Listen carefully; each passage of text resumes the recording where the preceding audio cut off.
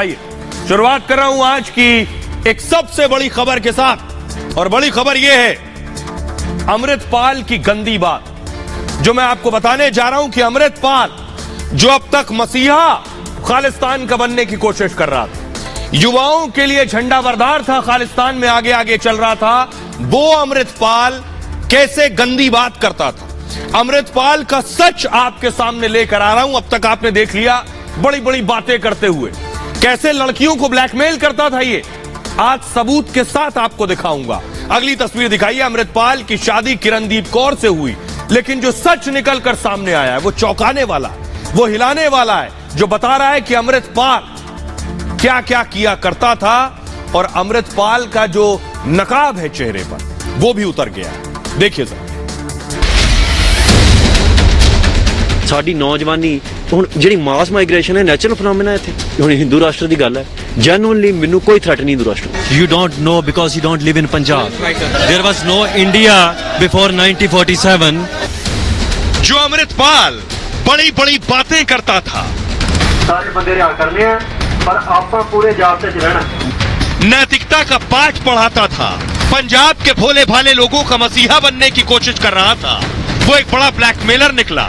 पंजाब के कुछ लोग जिसे हीरो मानते थे, वो अमृतपाल कई महिलाओं से रिश्ते रखता था, उनके अश्लील वीडियो बनाता था और फिर उन्हें ब्लैकमेल करने की धमकी देता था। यानी अमृतपाल का ये रौब, अमृतपाल का ये दबदबा, क्रांतिकारी उपदेश सब झूठा था। So सिखों ने बहुत कुछ किया इस देश के लिए, इस देश ने सिखों के लिए कुछ नहीं किया। Manmohan Singh is a token prime minister. Manmohan Singh was a prime minister from the same party who committed genocide against. So don't say these things. Amritpal असल में अश्लील ब्लैकमेलर, मौका परस्त, अलगाववादी और भगोड़ा है।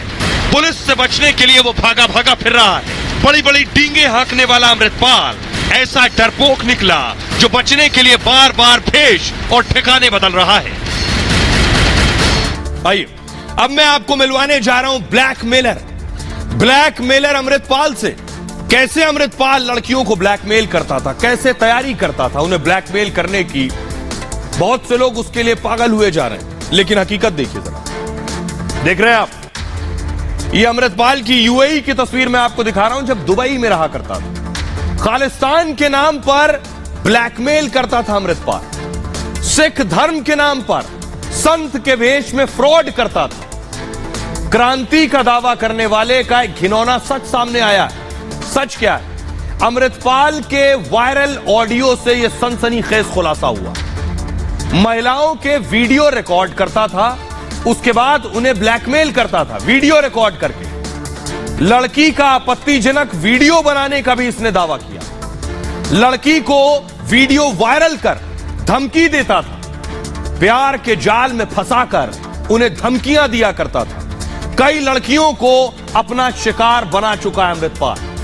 अमृतपाल लड़कियों से कमिटमेंट नहीं करना चाहता था, किसी रिश्ते में लड़की से सीरियस रिलेशन में भी नहीं पड़ना चाहता।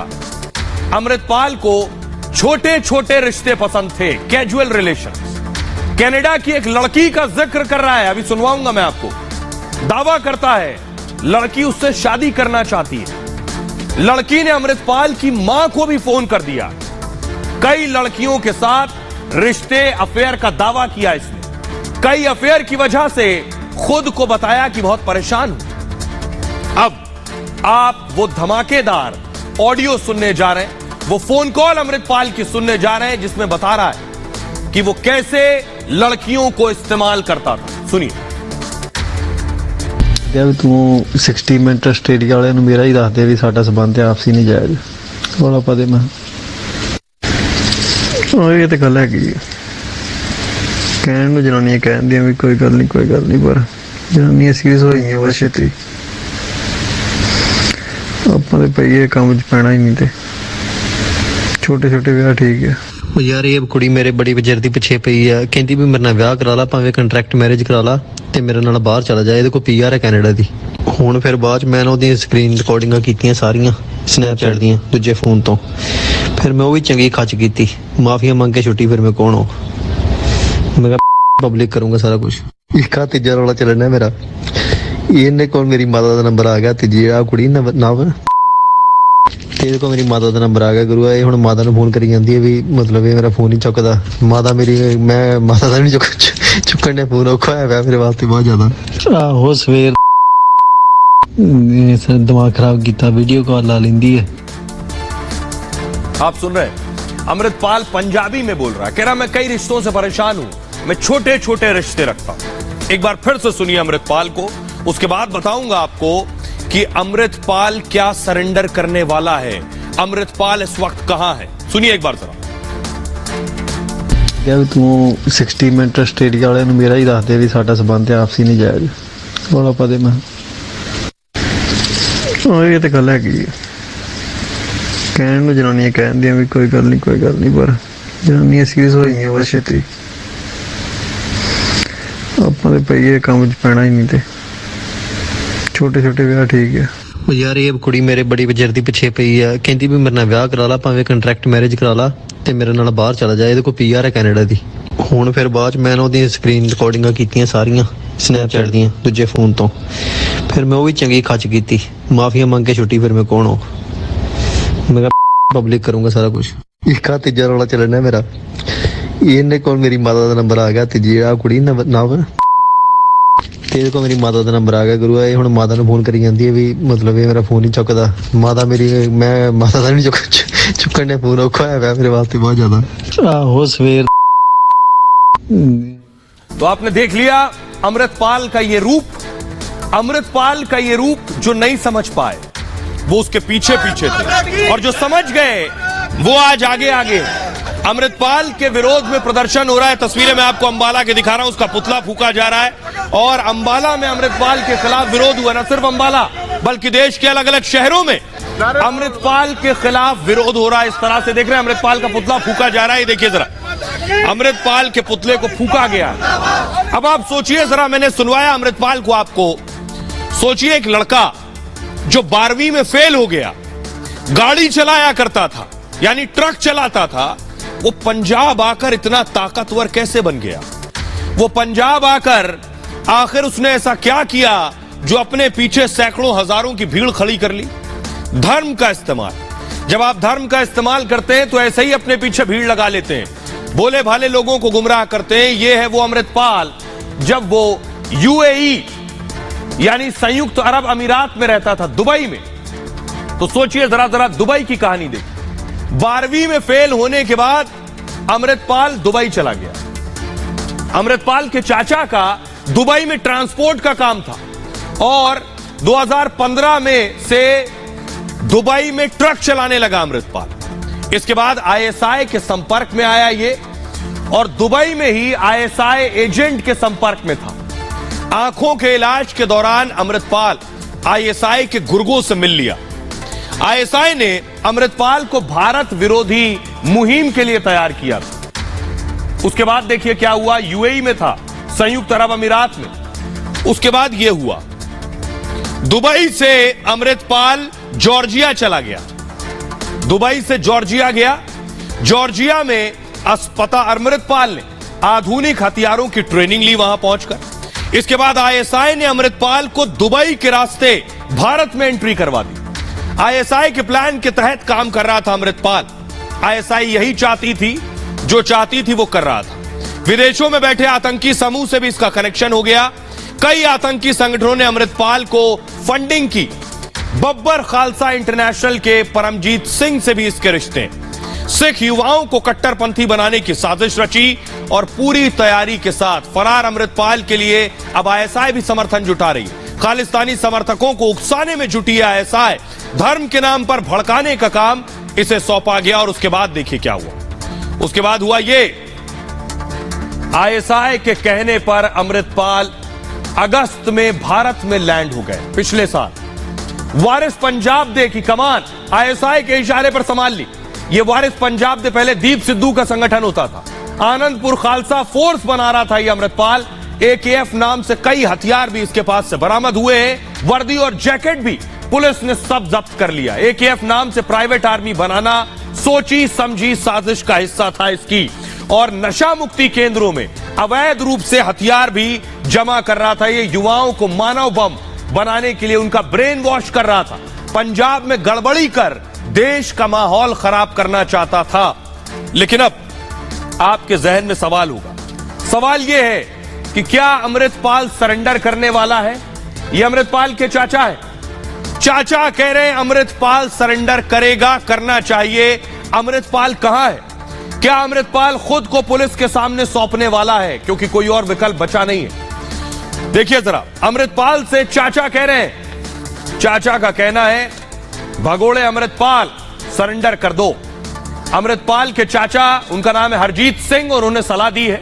हरजीत सिंह ने अमृतपाल को बाकायदा एक ऑडियो मैसेज भेजा है, कहा सरेंडर करना अमृतपाल के लिए सही होगा। अपने लोगों पर भी अमृतपाल के चाचा को भरोसा नहीं है इस वक्त। उन्होंने कहा हमारे लोग शायद सरकार से मिले हुए हैं। अमृतपाल के सलाहकार भी हैं उनके चाचा हरजीत। हरजीत ने खुद पुलिस का सामने सरेंडर किया हुआ है और चाचा को असम के डिब्रूगढ़ जेल भेज दिया गया।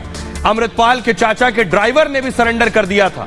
मर्सिडीज में सरेंडर करने आए थे चाचा हरजीत। ड्रग तस्कर से मर्सिडीज खरीदने का दावा भी हुआ। हरजीत को भी असम के डिब्रूगढ़ जेल उसके बाद भेज दिया गया। अब आपको सुनवाने जा रहा हूं, क्या अमृतपाल वाकई खुद पुलिस के सामने आकर अपने आप को सौंपने वाला है, सरेंडर करने वाला है? उनके चाचा को सुनिए अमृतपाल के एक्सक्लूसिव रिपब्लिक भारत पर। चाचा क्या कह रहे हैं अमृतपाल के? और खालसा जी फतेह हरमेल सिंह किदां हाल चाल है? किथे है तू? तेरा कोई तू भी गया भी है किते कि जां कि नहीं? भाई साहब जी किते कोई गलबात कि नहीं कही?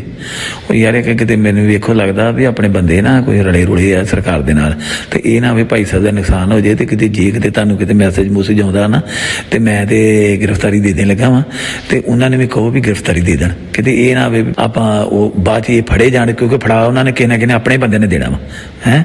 ਤੇ ਇਹਦੇ ਨੂੰ ਚੰਗਾ ਵਾ ਵੀ ਮਤਲਬ ਜੇ ਕਿਤੇ ਤੇਰੇ ਨਾਲ ਕਿਤੇ ਮਾੜਾ ਮੋਟਾ ਵੀ ਰਾਬਤਾ ਹੋਇਆ ਨਾ, ਜਦੋਂ ਵੀ ਕਿਤੇ ਹੁੰਦਾ, ਤੇ ਇਹਦੇ ਤੋਂ ਬਚਾਅ ਹੋ ਜਾਵੇ, ਕਿਉਂਕਿ ਆਪਣੀ ਬੇਇੱਜ਼ਤੀ ਬੜੀ ਹੋਣੀ ਹੈ ਗੱਲ ਦੇ ਵਿੱਚ ਜੇ ਮਤਲਬ ਪੁਲਿਸ ਫੜ ਲੈਂਦੀ। ਜੇ ਆਪਾਂ ਆਪਣੇ ਤੌਰ ਤੇ ਦਿੰਨੇ ਆ ਨਾ गिरफ्तारी, तो ਉਹਦੇ 'ਚ ਸਾਡੀ ਸ਼ਾਨ ਹੈ ਗੱਲ ਦੇ ਵਿੱਚ। अब जरा सोचिए, सिर्फ सोचिए, 80,000 पुलिस वाले अमृतपाल को नहीं पकड़ पाए। 80,000 भाग गया अमृतपाल पंजाब से। भागकर कहां गया आपको बताऊंगा, लेकिन क्या कोई यकीन कर सकता है कि 80,000 पुलिस वाले नहीं पकड़ पाए? खालिस्तान का एजेंडा खाली हो गया। भारत को तोड़कर खालिस्तान की मांग करने वाले अमृतपाल सिंह की खटिया खड़ी हो गई। अलग अलग भेष बदलकर उसने पंजाब पुलिस को चकमा दे दिया। पंजाब से भागकर हरियाणा पहुंच चुका है, लेकिन अभी कहां छुपा है पंजाब पुलिस को यह पता नहीं है। गुलाबी पगड़ी और काले चश्मे में वो बार बार गाड़ी बदल रहा है। हर दिन उसकी नई तस्वीर सामने आ रही है। वो एक गाड़ी से दूसरी गाड़ी बदल लेता है और अगले दिन गाड़ी बरामद भी हो जाती है। लोग भी सवाल उठा रहे हैं कि कानून के हाथ लंबे होते तो सुना था, लेकिन केवल परछाई लंबी दिखाई दे रही है। अमृतपाल की परछाई क्यों मिल रही है, अमृतपाल नहीं मिल रहा है? तो क्या 80,000 पुलिस उसे खोज नहीं पाई? हरियाणा ने पंजाब पुलिस की जमकर क्लास लगाई है। हाईकोर्ट ने जमकर क्लास लगाई है। कोर्ट ने पूछा कि जब तैयारी पूरी थी तो पुलिस, पंजाब पुलिस 80,000 जवान, इन सब से कैसे बच गया अमृतपाल? दरअसल खालिस्तान समर्थक के पीछे पाकिस्तान है। वो पंजाब में अंतर्राष्ट्रीय बॉर्डर क्रॉस कर भाग सकता था।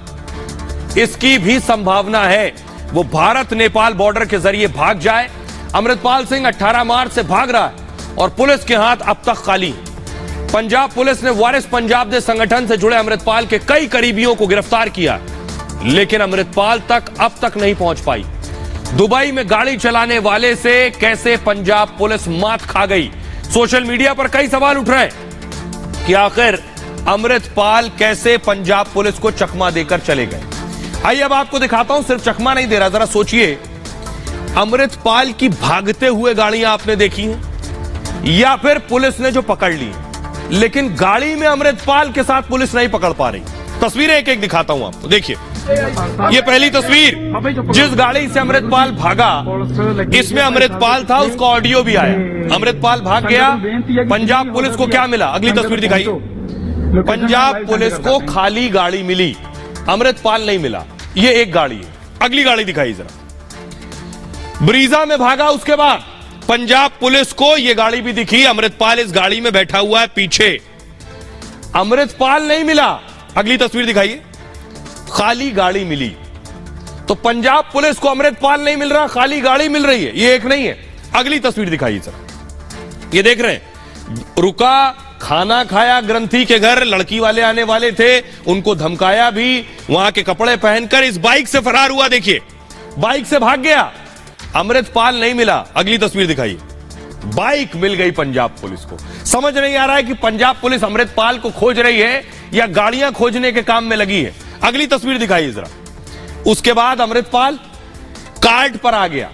देख रहे हैं आप, इस गाड़ी पर आ गया, जो छोटी गाड़ी है, पीछे बैठा हुआ है, बाइक भी लाद ली है। अब आप सोचिए जरा, अमृतपाल नहीं मिला। अगली तस्वीर दिखाइए जरा, ये खाली गाड़ी मिल गई है। अब एक बात तो साबित हो गया कि 80,000 पुलिसकर्मी कम से कम अमृतपाल को तो नहीं खोज रहे, उनका मकसद गाड़ियां खोजना है। अब समझ नहीं आ रहा, पंजाब पुलिस खोज रही है, पूरी ट्रैफिक पुलिस लगी हुई है। जरा देखिए, जिस गाड़ी पर आखिरी बार अमृतपाल भागा, उससे हमने बात की, वो क्या कह रहा। अमृतपाल अपने जो एड है परम पप्पल प्रीत, उसके साथ बैठा था, और ये बात ना जो दिखी थी जिस 3 पहिया में, वो इसी ही कार्ट में दिखी थी। लेकिन ये है किसका? उसके जो चालक है वो इस वक्त हमारे साथ है। सर, आपका नाम? लखबीर सिंह। लखबीर सिंह जी, उस दिन कहाँ से वो दो ने बाइक रखी, कौन सी जगह थी, कहाँ तक गए थे? सर, हमारा बहन गांव उधर उदोवाल है। जब हम इधर से जा रहे थे मैदपुर की तरफ, तो रास्ते में वो लोग खड़े थे, 2 लोग। मेरे को बोलो हमारा मोटरसाइकिल पंचर है, तो हमें पंचर की दुकान तक ले जाओ। मैंने उसको ऊपर अपने बैठाया गाड़ी पर, बाइक भी ऊपर लद दी, वो भी दोनों लोग ऊपर ही बैठ गए। तो मैदपुर जहाँ से 5 किलोमीटर दूर है, 5 किलोमीटर में वो शॉप के ऊपर उतार दी उधर। तो क्या उद्दोवाल गांव के बाहर ही खड़े थे वो लोग उस वक्त? उनकी गाड़ी खराब हो चुकी थी, उनकी बाइक? हाँ जी, पंचर सी। और आपको लखबीर सिंह एक बार भी देखने में लगा कि ये शख्सियत पहचानी हुई लग रही है, इसको लेकर के कुछ इसको पहले देखा, ऐसा कुछ लगा? पहले कभी नहीं देखा, मेरे को पता ही नहीं, मैंने कभी पहले देखा नहीं उसको।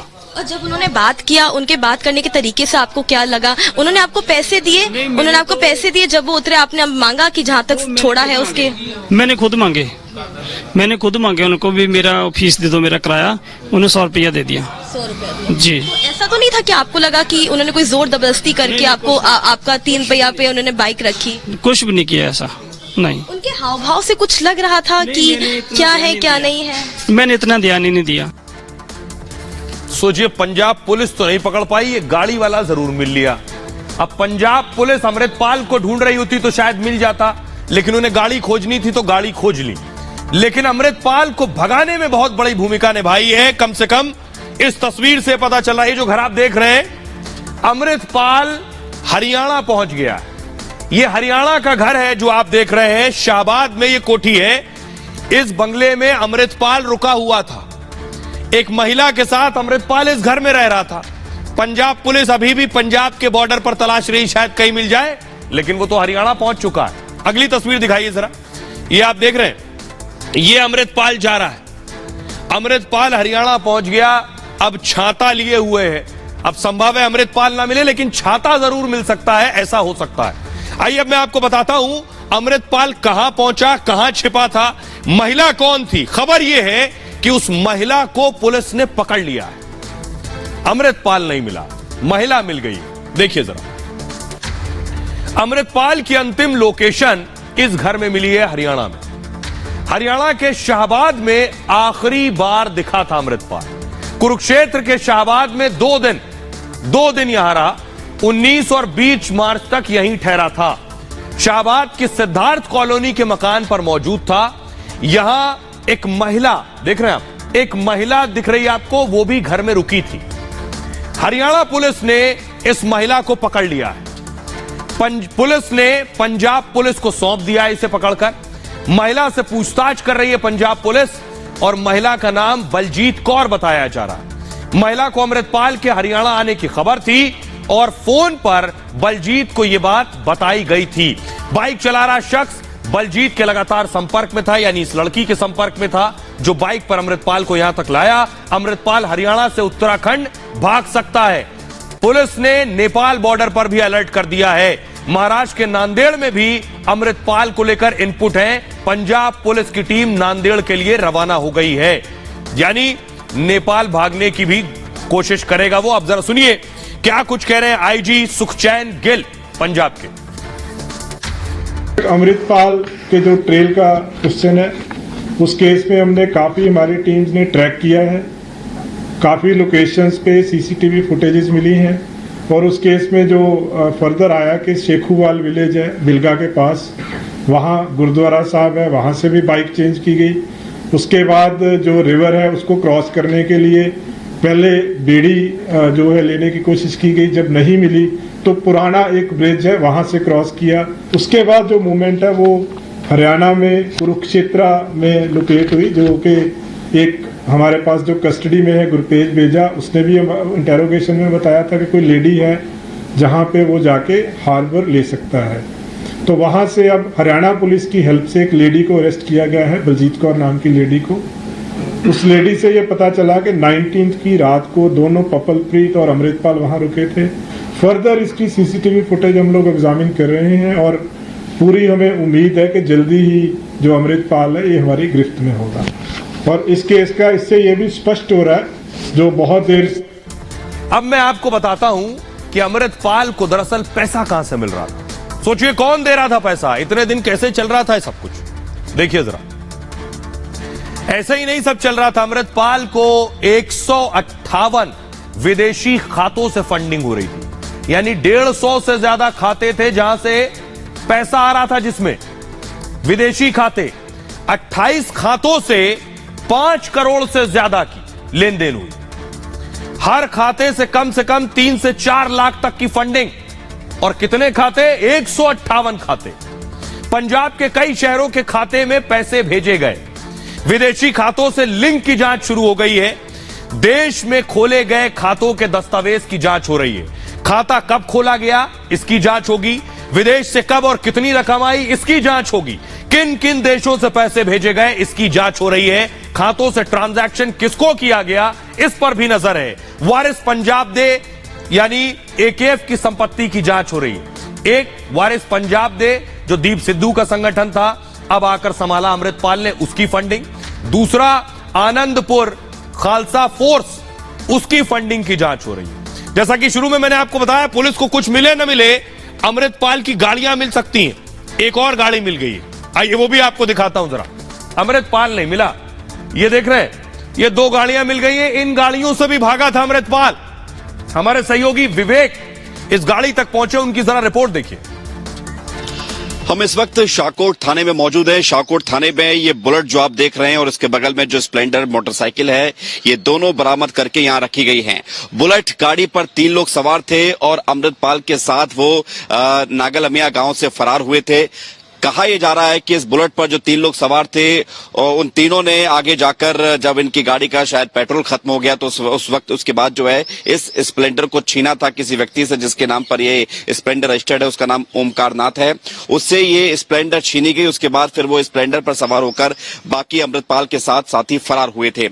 अभी पुलिस ने इस मामले में 3 अज्ञात के खिलाफ, जो कि 3 लोग इस पर सवार थे, उनके खिलाफ FIR दर्ज की है। सादिकपुर में बताया जा रहा है जहां पर ये स्प्लेंडर छीनी गई थी और नूरमहल के पास ये दोनों मोटरसाइकिल पुलिस को मिली है, जिसके बाद पुलिस अपनी तफ्तीश में जुटी हुई है।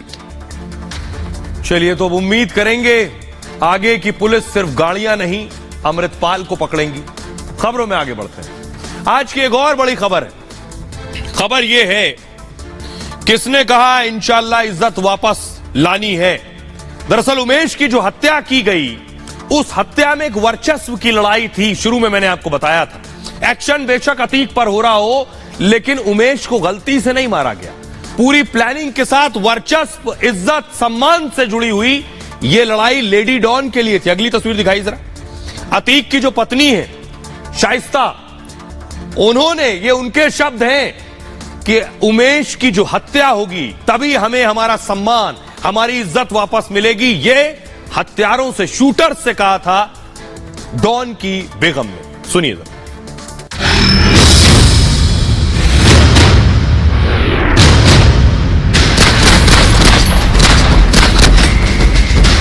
उमेश के मर्डर के पीछे डॉन की बेगम। इंशाअल्लाह उमेश को मारकर इज्जत वापस लाएंगे। लेडी डॉन ने रची उमेश की हत्या की प्लानिंग। इंशाअल्लाह उमेश को मारकर इज्जत वापस लाएंगे। अतीक की बेगम ने दी शूटरों को कमांड। इंशाअल्लाह उमेश को मारकर इज्जत वापस लाएंगे। उमेश की हत्या ने पूरे देश में सनसनी पैदा कर दी, लेकिन उमेश के मर्डर के पीछे सिर्फ डॉन अतीक, बेटा असद और भाई अशरफ ही नहीं था। उमेश की शूटआउट की प्लानिंग से लेकर शूटर्स को तैयार करने और उसे जमीन पर उतारने तक डॉन की बेगम शाइस्ता ने ही भूमिका निभाई। इंशाअल्लाह उमेश को मारकर इज्जत वापस लाएंगे। शाइस्ता उमेश की हत्या को डॉन के पूरे परिवार की इज्जत से जोड़कर हत्यारों को उकसाती रही।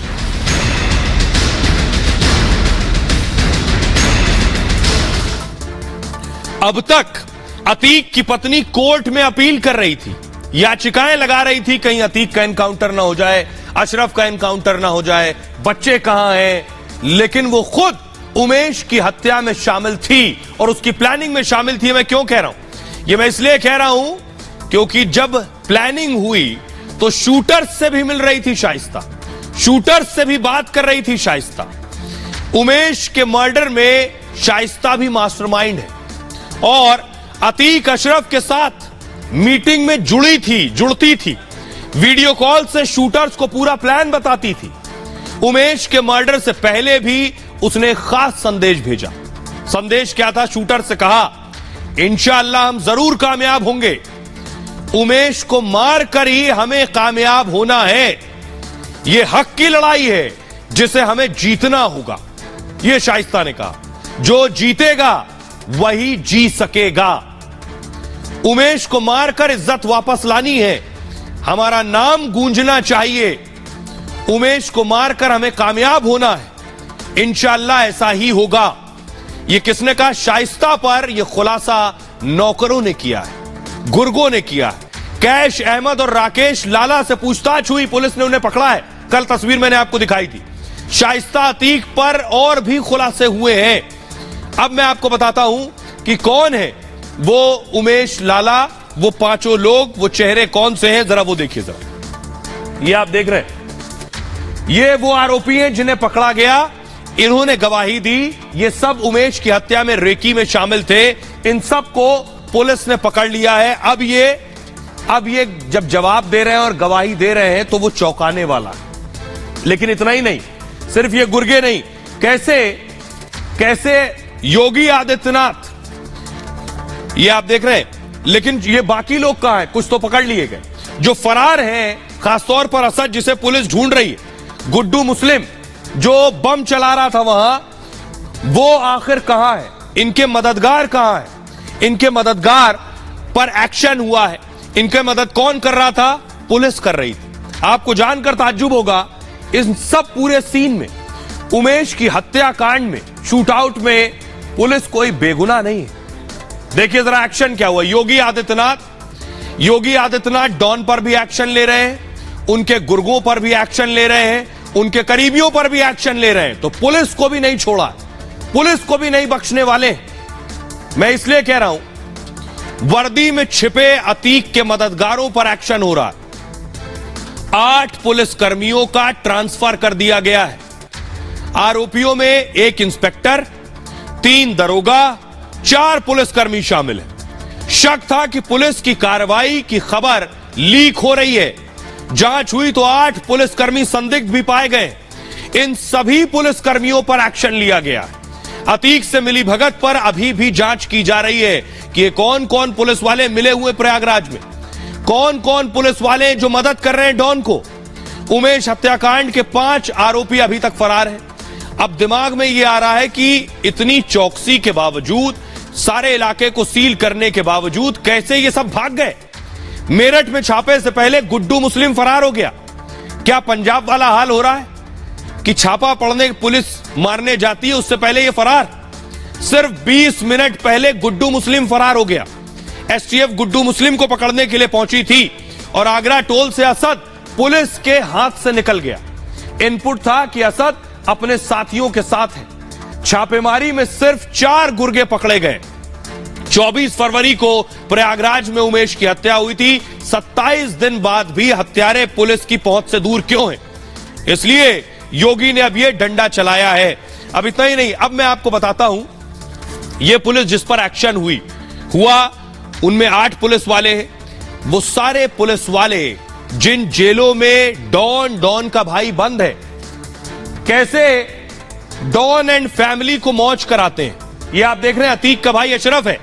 आपको जानकर ताज्जुब होगा, अशरफ को जेल के अंदर भी बिरयानी पहुंचाई जा रही थी।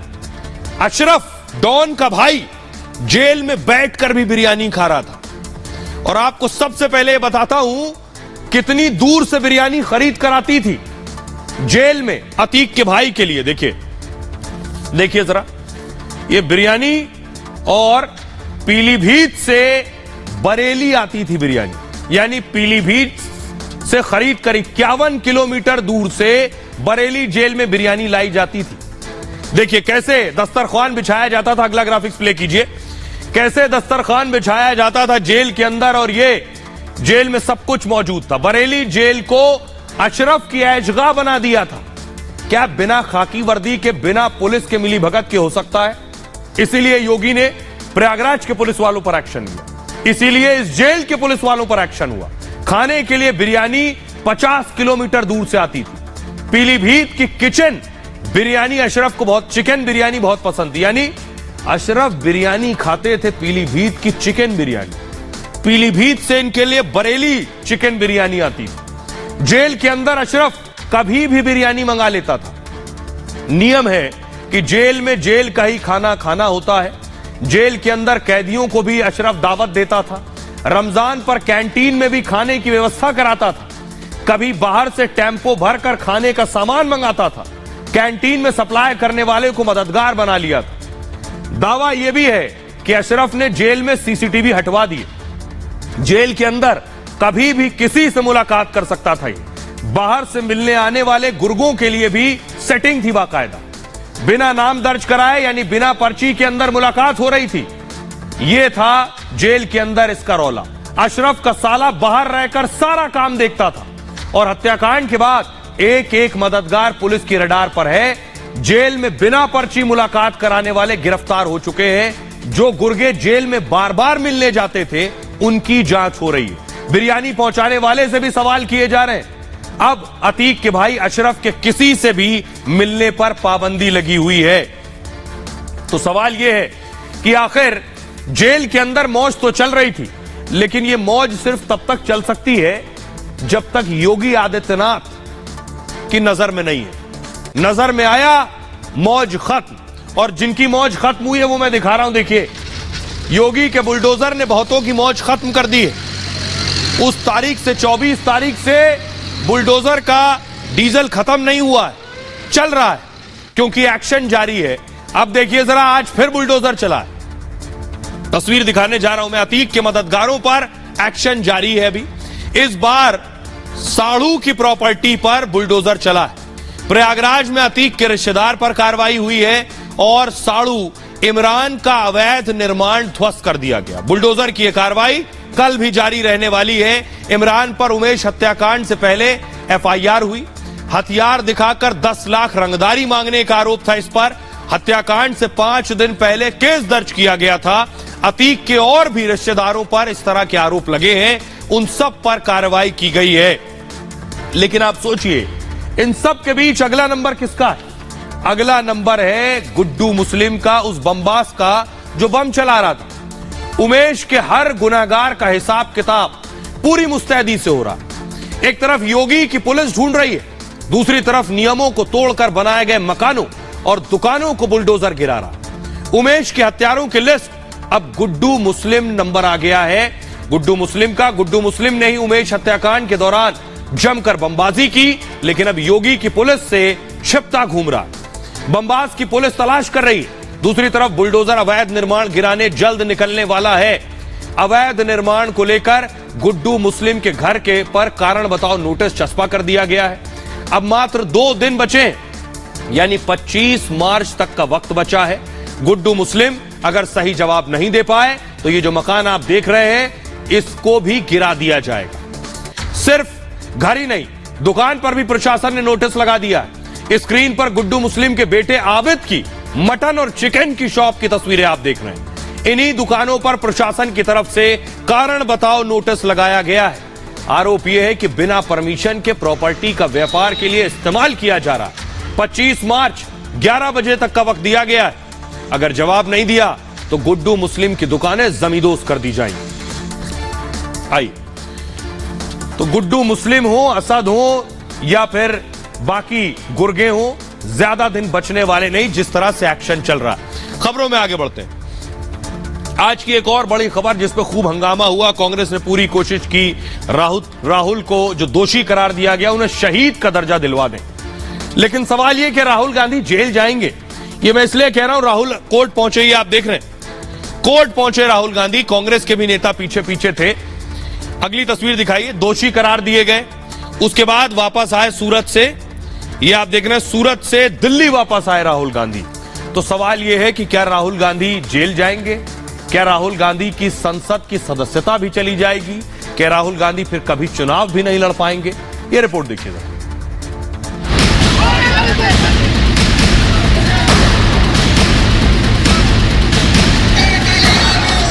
क्या राहुल के चक्कर में फंस गई कांग्रेस? क्या राहुल कांग्रेस के लिए गले की हड्डी बन गए? दरअसल राहुल ऐसे शख्स साबित हो रहे हैं जिन्हें कांग्रेसियों को ना उगलते बन रहा और ना निगलते, लेकिन अब पानी सिर के ऊपर निकल चुका है। कोर्ट ने राहुल को जेल की सजा सुना दी, जिससे राहुल की सांसदी पर सवाल खड़े हो गए। की स्पेशल एमएलए एमपी कोर्ट ने राहुल गांधी को 2 साल की सजा सुनाई है। 2 साल की सजा का मतलब ये हुआ कि उनकी वर्तमान सदस्यता लोकसभा की भी जानी चाहिए और आने वाले टाइम में 6 साल तक चुनाव नहीं लड़ सकते। लेकिन अपील करने के बाद अगर ऊपरी अदालत उनके सेंटेंस को स्टे नहीं करता, उनकी सजा को नहीं रोक देता है, तब फिर से वही होगा कि उनकी सदस्यता जाएगी और आने वाले टाइम में चुनाव नहीं लड़ पाएंगे।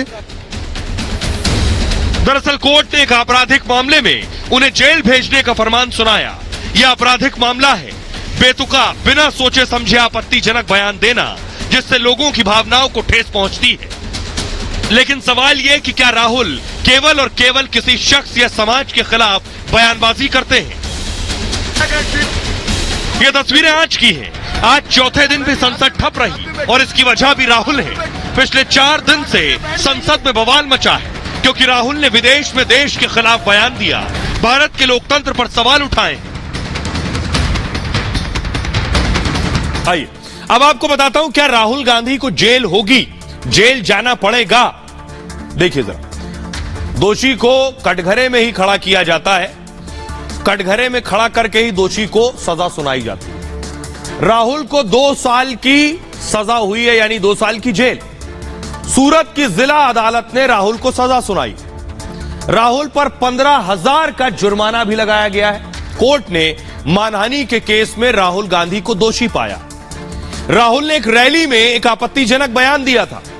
2019 में मोदी सरनेम पर, यानी मोदी उपनाम पर एक विवादित टिप्पणी की थी। राहुल की यह रैली कर्नाटक के कोलार में हो रही थी और कहा था सभी चोरों के उपनाम सरनेम मोदी क्यों होते हैं। उनके इसी बयान पर आज कोर्ट ने फैसला सुनाया। हालांकि कोर्ट ने उन्हें फिलहाल जेल नहीं भेजा है, उन्हें अपील के लिए 1 महीने का वक्त दिया है। अब राहुल को हाई कोर्ट में अपील करनी है। हाई कोर्ट से राहत मिली तो उनकी सजा निलंबित हो जाएगी जो लोअर कोर्ट से हुई है, और फिर हाई कोर्ट के फैसले पर सब निर्भर करेगा आगे का।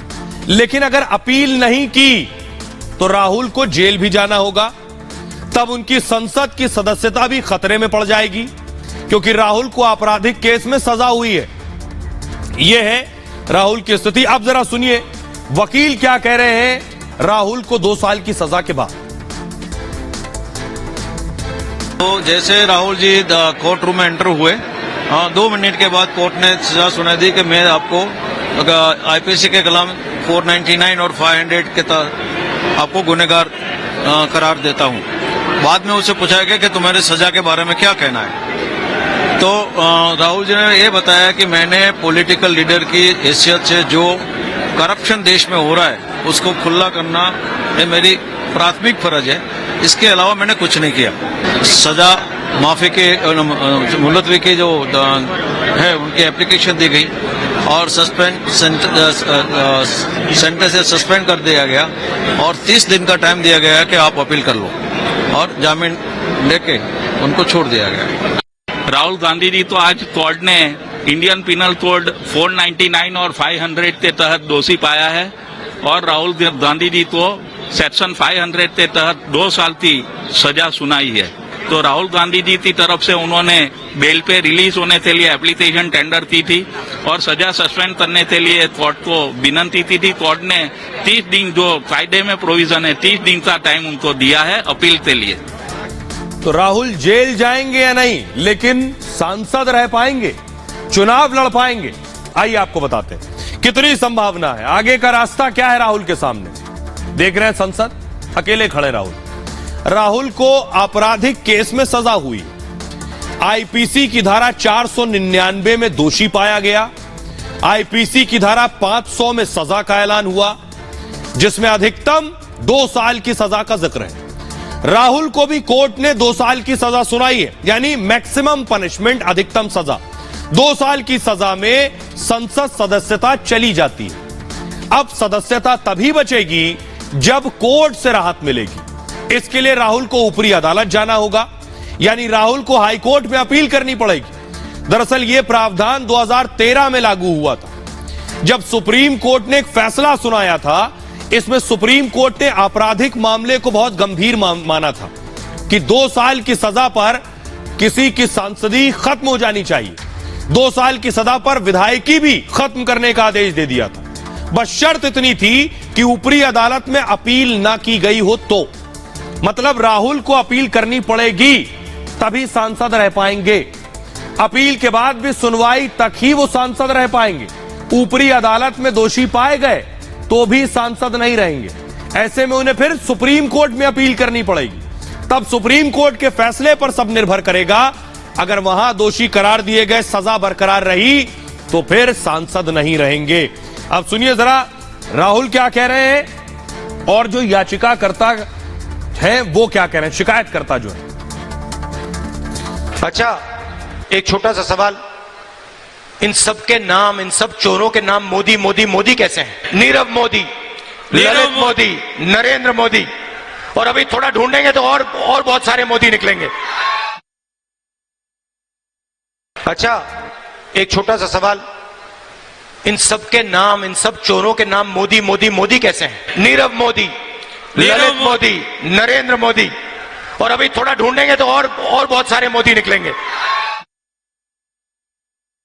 2019 लोकसभा के चुनाव के दरमियान कर्नाटक स्टेट में बेंगलुरु से 100 किलोमीटर दूर कोलार में कांग्रेस के तत्कालीन प्रमुख श्रीमान राहुल गांधी द्वारा जो सभा आयोजित की गई, उनमें उनका भाषण था, सभी चोरों का उपनाम मोदी क्यों, और भी ढूंढो कितने मोदी निकलेंगे। इस अनुसंधान में यहां सूरत की कोर्ट में फरियाद की गई। आज उनका जो फैसला आया है, मैं उस फैसला का स्वागत करता हूं। आइए अब मैं आपको बताता हूं कि आखिर आज कोर्ट में क्या हुआ, कोर्ट में किसकी क्या दलील थी, राहुल गांधी क्या कह रहे थे। देखिए, हुआ ये, राहुल गांधी के वकील ने कहा बयान के पीछे गलत मंशा नहीं थी। शिकायतकर्ता के वकील ने कहा सांसद को सोच समझकर बोलना चाहिए। राहुल के वकील ने कहा भ्रष्टाचार के खिलाफ आवाज उठाई गई थी। शिकायतकर्ता के वकील ने कहा आवाज उठाने के नाम पर आप कुछ भी नहीं बोल सकते। राहुल के वकील ने कहा जानबूझकर ऐसा कुछ भी नहीं कहा गया। शिकायतकर्ता के वकील ने कहा जो कानून बनाते हैं क्या वही कानून तोड़ेंगे। राहुल के वकील ने कहा इस बयान से किसी को हानि नहीं हुई है। शिकायतकर्ता के वकील ने कहा लेकिन बयान से समाज में गलत संदेश गया है। राहुल के वकील ने कहा कोर्ट कम से कम सजा दे। शिकायतकर्ता के वकील ने कहा अधिकतम सजा मिले ताकि नजीर बने, एग्जाम्पल बने वो एक। उसके बाद कोर्ट ने राहुल को दोषी पाते हुए 2 साल की सजा सुनाई है। आइए अब आपको देखता हूं। देखिए, राहुल गांधी ने लिखा मेरा धर्म सत्य और अहिंसा पर आधारित है, सत्य मेरा भगवान है, अहिंसा उसे पाने का साधन है। यह तब है जब राहुल गांधी दोषी करार दिए गए, 2 साल की सजा हुई है, और वो भी देश की अदालत ने किया। प्रियंका वाड्रा ने कहा, डरी हुई सत्ता की पूरी मशीनरी साम दाम दंड भेद लगाकर राहुल जी की आवाज दबाने की कोशिश कर रही है।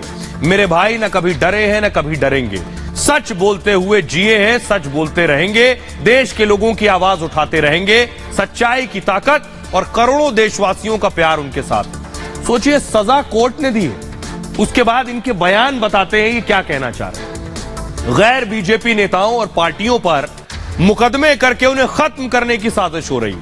राहुल गांधी जी को इस तरह मानहानि केस में फंसाना ठीक नहीं है। हम अदालत का सम्मान करते हैं, पर इस निर्णय का पर क्या कहा वो मैंने आपको बताया। देश की मानहानि, जनता की मानहानि, सौहार्द की मानहानि है, संविधान की मानहानि, अर्थव्यवस्था की मानहानि है। बीजेपी पर न जाने कितने प्रकार के मानहानि के मुकदमे होने चाहिए।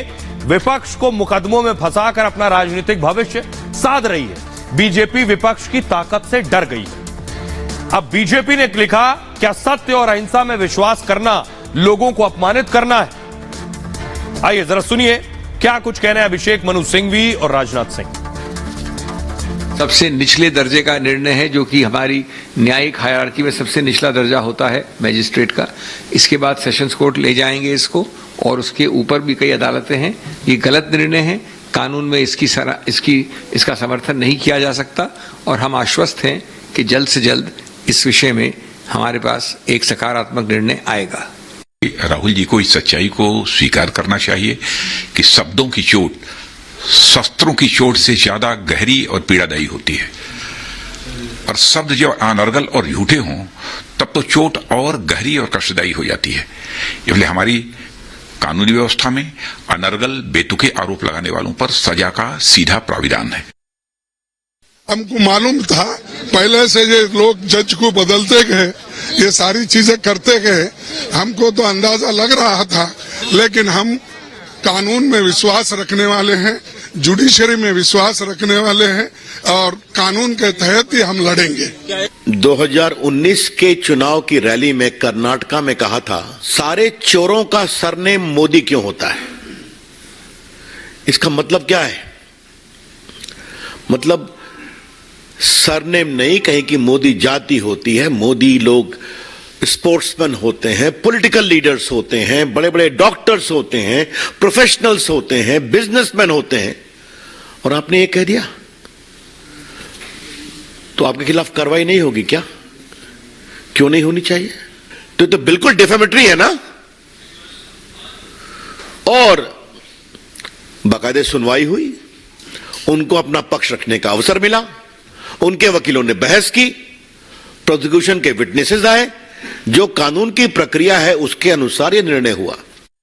आइए खबरों में आगे बढ़ते हैं। राहुल गांधी अब अलग लेवल पर लड़ेंगे, अदालत में जाकर हाईकोर्ट जाएंगे। आज की एक और बड़ी खबर है, चमत्कार या फिर भ्रमजाल। बाबा के बारे में रोज आखिरी में आपको बता रहा हूं। बाबा आजकल बहुत चर्चा में है। बाबा भ्रमजाल के भी आरोपी हैं। अगली तस्वीर दिखाई जरा इनकी।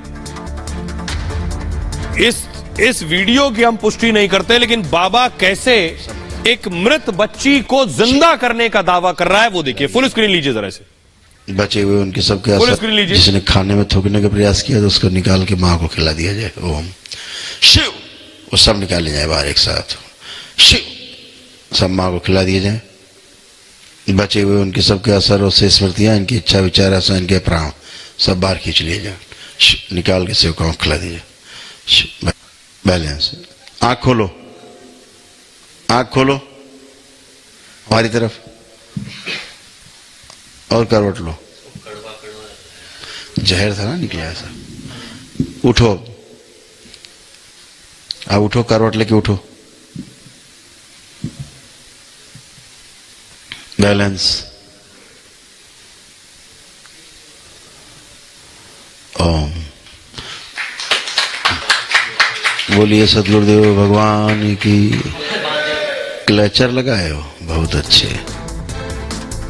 तो बाबा का दावा है कि मरी हुई लड़की को जिंदा कर दिया। इस वीडियो की पुष्टि भी नहीं करते हम, न ऐसे किसी चमत्कार की पुष्टि करते हैं, न ऐसे चमत्कार को मानते हैं। एक और चमत्कार देखिए जरा बाबा का। लंबाई भी बढ़ा देते हैं, 2 इंच लंबा कर दिया लड़की को।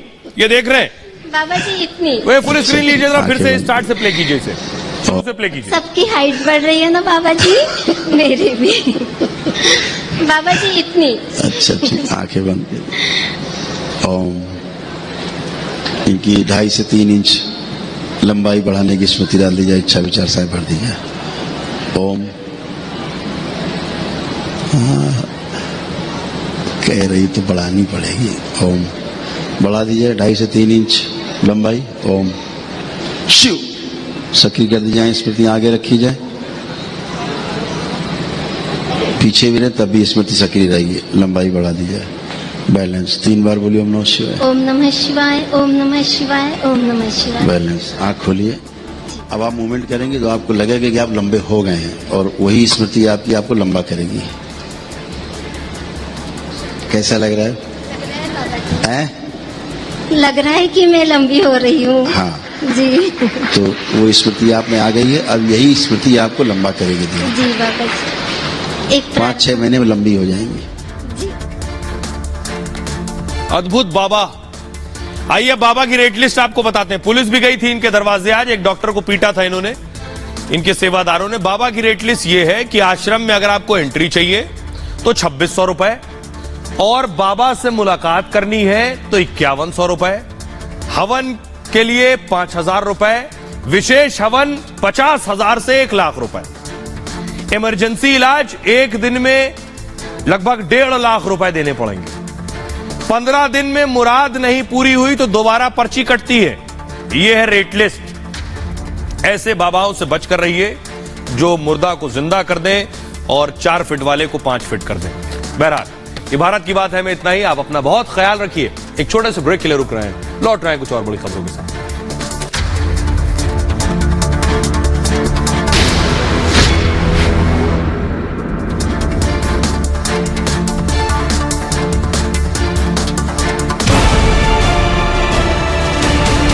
मुझे पूछिए अर्नब, तुम्हारे लिए पहले क्या आता है, तुम्हारा धर्म या राष्ट्र धर्म? और मैं कहूंगा मेरे लिए भारत पहले आता है, राष्ट्र धर्म पहले आता है।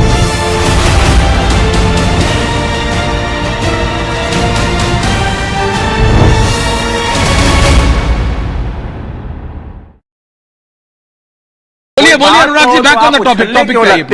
डाइग्रेस मत